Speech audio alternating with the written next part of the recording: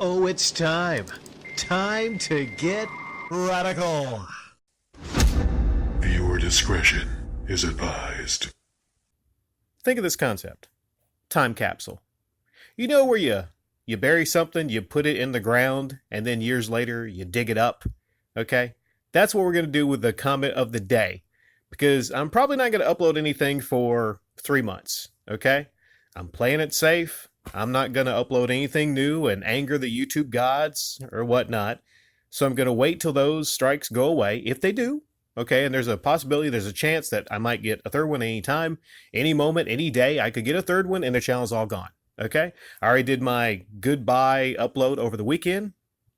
You know, I pretty much said everything I wanted to say to my audience. I thought that was the end. But it still exists. So I figure, why not? I'm going to go ahead and keep doing these comments of the day. And maybe in 3 months from now, there'll be one day where I upload like 100 comments of the day. That would be pretty freaking crazy. I mean, I know I'm going to get a lot of you in your subscription feeds like going off on me all angry, like, what the hell, Rick? You're uploading 100 videos in a day? Yeah, I might actually do that. I'm kind of crazy like that. Now, today, the comments for this day is for January 7th, 2020. The honorable mentions come to us from Osmosis, Amano Murakumo, and Troy Bilko. The bronze medal comes to us from Gajillionaire. Gajillionaire says, I can't believe there is still so much importance put on subscriber count. Most big channels are now over 10 years old, and most of them admit many of those subs in that count are inactive. Considering many people could just forget their password easily, and YouTube does not even deliver videos to every subscriber as it is. So honestly, there is no point to the number. In other creative fields such as music or film, you're only as good as your last work, and that's how I see it. However, to hold YouTubers to this standard means I would have to admit this is a creative field when it is not. Infomercials running on channel 197 at 2 a.m. are better than most of the garbage we come here to discuss. For our subscriber count, I just hit 5,000, and that was a celebration. Kind of a bittersweet celebration, you know, if ultimately it is the end of the channel. But it was something I'm proud of. Okay, looking back, it's something I'm proud of. Now, how many of those subscribers are inactive? How many of those subscribers maybe subscribed in late 2018 when I was talking about The Walking Dead? You know, I used to talk about The Walking Dead, and that garnered me a good bit of subscribers, but a lot of those people are probably gone because they're like, you know what, we don't care about like retro gaming and stuff like that. You know, we watch The Walking Dead. So chances are maybe a percentage of the 5,000 are inactive people. I think that's the deal with a lot of channels. I mean, a lot of you come here, but if I was like counting heads, then it's really not 5,000. Maybe it's closer to maybe like 4,000, something like that, you know, or less, I'm not sure. So I don't know if that changes the game. If we really celebrate, maybe I should have celebrated 5,000 at like 7,000, you know, just to be kind of honest there. But who knows? Now, there's some channels where they have a lot of subscribers, and you know hardly see a lot of people really come, you know, to their channel. Maybe they might have 1 million or something, and you see maybe a couple hundred comments, and you're like wondering like what's going on here. You know, it could be inactive subscribers, or the channel's been around for maybe 10 years, you know, 12 years, something like that. However long YouTube has been here, 2006, I think. So that could be the case. And you talk about how creativeness, and it's not really about your subscriber numbers, but you're only as good as your last work, and that's how you see it. For me, it could have been my last work being my last upload, and I put a lot of thought into that one. And someday I might reveal the hours of recordings that I recorded. A lot of deep stuff, you know. I mean, a lot of that somewhat personal, but I think that was a lot of good stuff. And towards the end, I think people get really, you reflect a lot on things. And that's not just YouTube. If you're getting to the end of a career, maybe you're getting to the end of a TV show or working in movies, sometimes you have interviews with these actors, and it's some really good stuff because they're at the end of it. In the same way you look at a relationship And when you interview people that are at the end of their relationships, then they have a lot of clarity at the end. When you're in the middle of it, you don't get that same clarity as you do as when it's over. And that's for a lot of things. As far as a lot of the content being kind of like infomercials, there's some infomercials like with that one guy with the freaking knife. Maybe there's multiple people with the knife, but that one Asian guy with the knife, that's more entertaining than a lot of these YouTube gaming retro channels. You know, that guy yelling, just cutting into things with his Ginsu knife.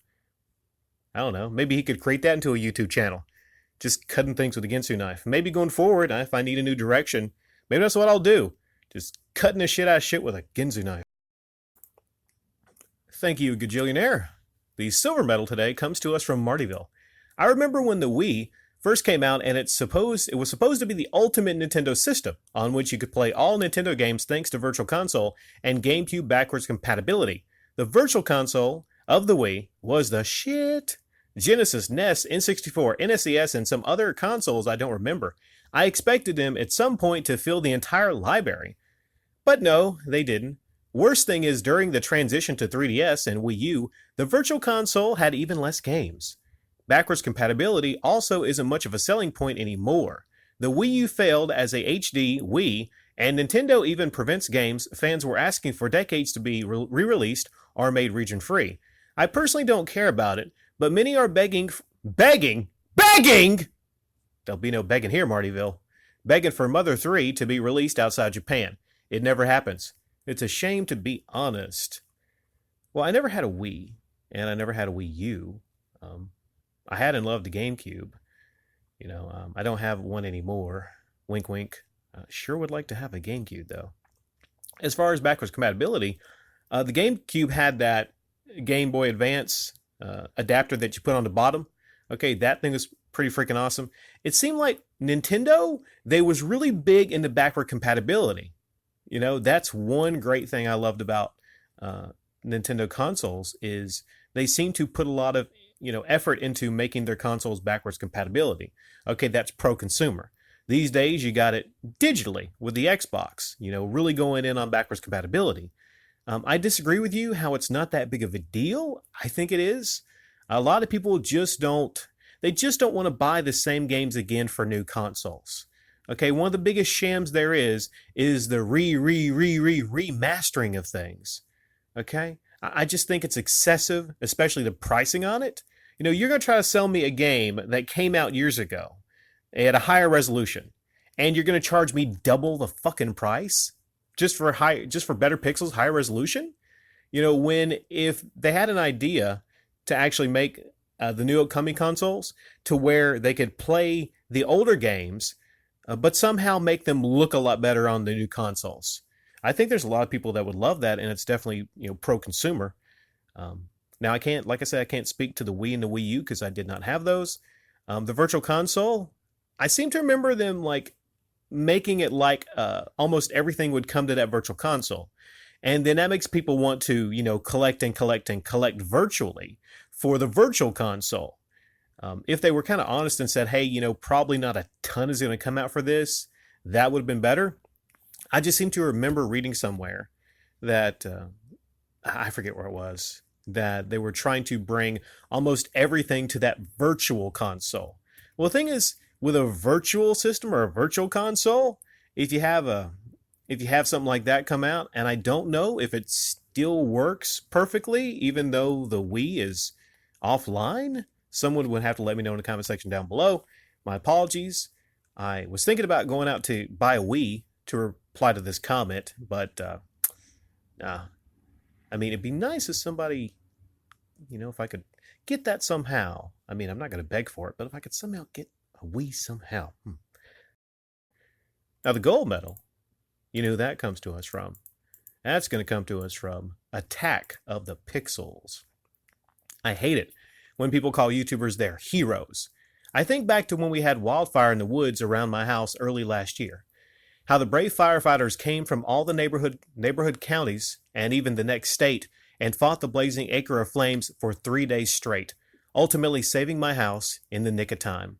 The flames literally came up to the tree line in the back and sides of my house, probably 50 feet away.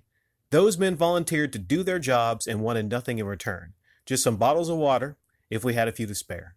I think of all the people who selflessly ran in the food bank in my town and have fed me and my family on many occasions, and so many others down on their luck, electing to spend their weekends and many free time making sure others have food.